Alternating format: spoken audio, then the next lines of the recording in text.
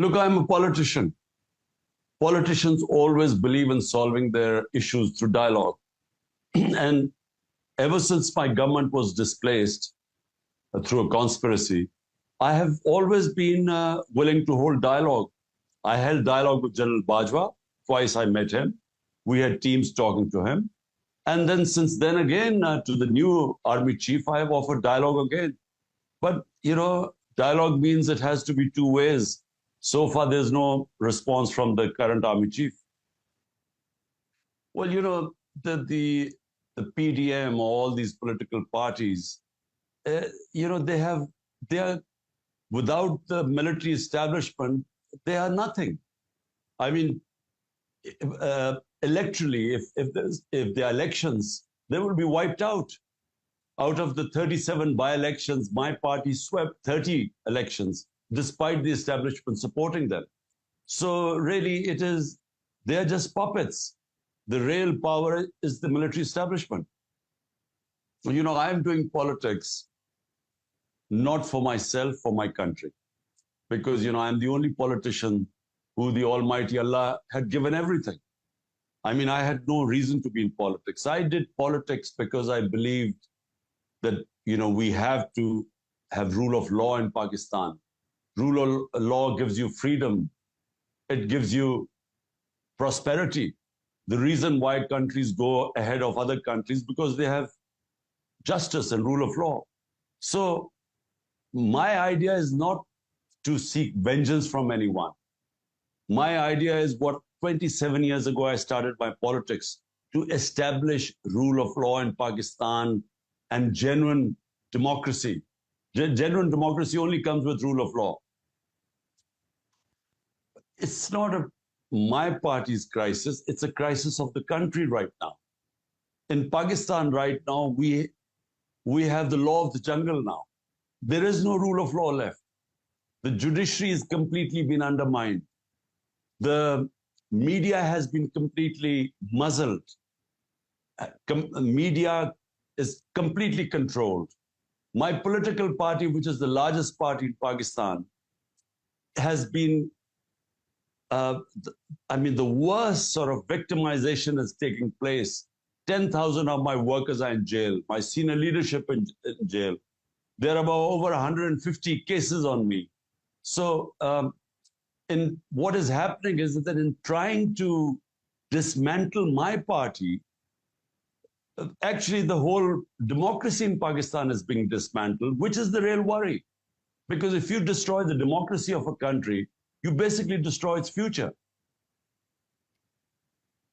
Yes, the military establishment, which means the army chief. Well, what happened was that the way I was arrested from the High Court of Islamabad, the way and it was the army, the commandos, the way they came in and beat everyone and picked me up and treated me like a terrorist, there was a reaction to that. But it was all pre-planned. They used that reaction to actually dismantle the whole party. Because in 48 hours, how can 10,000 workers be immediately jailed? I mean, how can there be such a crackdown unless it was pre-planned? So the whole thing was pre-planned. The way I was picked up, police could have picked me up. Or they could have just taken me. I mean, I'm a 70-year-old man. You don't need a commando action to pick him up. So it was all planned. The reaction, there was going to be a reaction, and they used the reaction then to completely go after the party and dismantle the party. In fact, in 1933, Adolf Hitler did this. The German parliament in Berlin was burnt. He used that as an excuse to completely go after his rivals, which were the communists, and he destroyed them. My experience of international relationship, especially when I was in power for 3.5 years, the international establishment always, their interests come before human rights. So they will use human rights to blame China for what's happening in Hong Kong or what's happening to the Uyghurs in China. They will use it against Russians, but they do not use it against countries that they have interest with or they are allied to. So I feel that maybe they think that the government, the current government, is supporting them in Ukraine. Maybe that's why, and maybe I wanted Pakistan to be neutral. I don't think Pakistan should be part of any conflict. So maybe that's why they're not saying anything about human rights. I have made no mistakes. I worked as a prime minister. I worked with the army chief. I navigated, my 3.5 years. It was the army chief who decided to stab me in the back. I never betrayed him. He betrayed me. He decided to have the current, who's the current prime minister. He decided he back him, and then he is the one who conspired to remove my government. I didn't do anything. Even after I was removed from power, I still tried to work with the army. Now, what I want is, in Pakistan, that you have to have free and fair elections, which will bring stability. Now, as far as I can understand what the army establishment wants, it wants a next government to be without me. So they don't want elections unless and until I am completely removed from the scene or my party is destroyed. This is what's happening. So I don't have a problem with the army. All I want in Pakistan is rule of law. The army chief seems to have a problem with me. So what Zahid Hussain says makes no sense. I mean, I didn't do anything wrong. Look, let me explain to you. They talk about me being in a weaker position.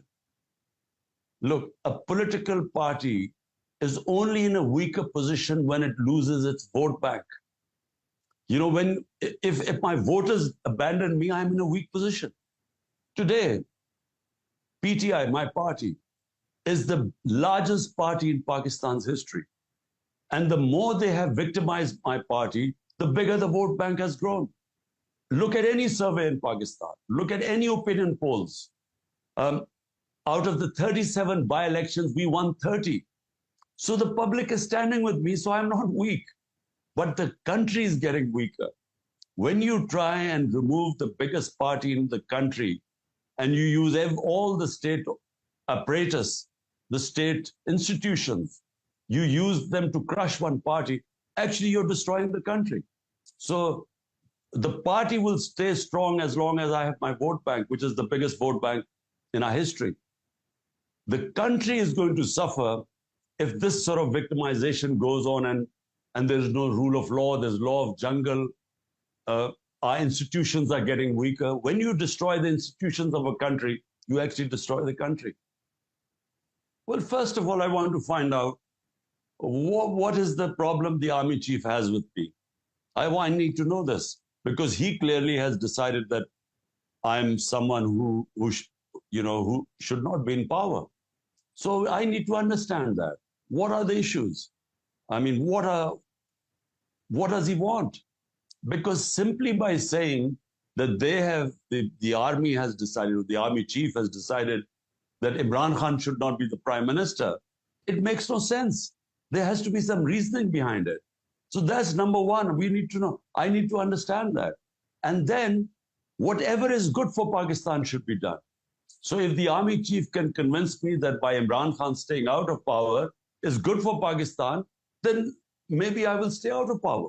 But I need to understand that, and only through a dialogue you can find that out. A party that has the biggest vote bank in the country, whenever there are elections, we will win. Inshallah, whenever the elections take place. So I'm confident about that. No matter what they do, no matter what the establishment and these government parties do, no matter how many of our seniors they put into jail, but the vote bank is in millions. So how can they put the voters in jail? So as long as the vote bank is intact, we will win inshallah, the next election. Now the point is, what about my isolation? Yes, I am isolated because all my senior leadership is either hiding or is in jail. And I have no doubt that they will sooner or later put me in jail too. I'm going to Islamabad tomorrow. I have 19 cases, bails in 19 cases. So all they have to do is cancel one case, bail in one case, and I'll go to jail. So I'm even mentally prepared for jail. But that's not going to stop them from making my party lose the elections. We will win the elections, inshallah. All these cases are bogus. I mean, whenever I go to the court of law, they give me bail because there's nothing in the cases. And that's why now they have set up military courts. The idea is that, civil courts are not going to convict me. Now they've got military courts. And the military courts are set up because they want to put me in jail. Problem is, people in West do not understand us. They don't understand Islam. Ever since the revolution of Ayatollah Khomeini, the West looks upon Muslim societies as if we are divided amongst fundamentalists and amongst liberals. They don't understand us. They don't understand that all human societies are moderate. On the fringes are conservatives and liberals. Now they can't understand me because, they look upon me as a modern or Western man, and yet they think because I live my life according to the teachings of our holy prophet, peace be upon him. I live my life on the teachings of the Quran. So they can't understand this because for them, the modern liberal Muslim has nothing to do with religion. Because in the West, basically, hardly anyone is religious anymore. So, they don't understand our societies. And anyone who practices religion is considered a fundamentalist or, so it's just that since the revolution of Ayatollah Khomeini, they have a completely blinkered look upon Islamic societies or Muslim societies. So what am I? I consider myself a Muslim who lives his religion. And what are my principles in religion, for a Muslim country? Rule of law, democracy, meritocracy, welfare state, human rights, fundamental rights of women, of weaker sections of the society. But that's what my idea of Islam is. But unfortunately, the West has a very stereotyped idea of Muslims. Look, I don't care, if some foreign countries think that I should not be in power and I should sort of please them to get into power. I don't want that sort of power anyway. What I said is very clear. Pakistan suffered 80,000 people died and when we joined the US war on terror. Pakistan had nothing to do with 9/11. There was no reason why we should have joined someone else's conflict because we have 100 million Pakistanis who are vulnerable, who are either below the poverty line or just above it. The chief responsibility of a country is to its people. So by joining that war on terror, not only did 80,000 Pakistanis die in that, but we had over $100 billion lost to the economy. So when I said absolutely not, what I meant was we don't want to become part of any other conflict. We want to stay neutral. We should concentrate on the welfare of our own people. Whenever you join a conflict, your people suffer. Well, I mean, there's virtual martial law in Pakistan. All fundamental rights are being violated. There's custodial torture. There's no rule of law in the country because the Supreme Court verdicts are ignored by the government. And above all, I mean, our democracy is being dismantled. Yet, there's no response from the Western governments. And as I said before, they talk about these issues when they want to talk about Hong Kong or Uyghurs or human rights abuse in Russia. But there's complete silence in what's happening to us here. I don't want any help from Western governments. I don't want them to help me. All I want them to do is to stand by their own, the values which they which they stand by, about which they preach to the world, what I call the Western values. I want them to stand by them, and doesn't matter whether it is Russia, China, or Pakistan, or any other, or India. They should be consistent. They should stand by democracy and human rights, and anti-custodial torture and rule of law. They should be standing by that. No, what I'm saying is that I'm not talking about myself when I want the same Western governments that talk about these Western values. I'm not talking about myself. All I want them to do is that what my party, my workers are going through, my leadership is going through, the total absence of fundamental rights, everything violated by this fascist government. I want them to speak out against that. I don't want any help, because eventually Pakistan will sort out problems out itself. We don't want any outside help, but I want them to speak out against human rights abuse. I don't care, what people remember me as, but I will try my best for what is good for my country. And I started my movement, and I call it jihad, 27 years ago, because justice is in our religion the most important thing the Almighty Allah expects from us, is to have justice, to bring justice on this earth. So it is almost a sacred duty, and justice gives freedom to human beings, and that's why it is a sacred thing, because anyone who fights for his freedom is a martyr in Islam. We call them shaheed. So therefore, for me, it's a struggle. I will try my best. If Allah makes me succeed, great. If not, then I've tried my best. So that's how I look at it. Listen, I'm saying this in front of you.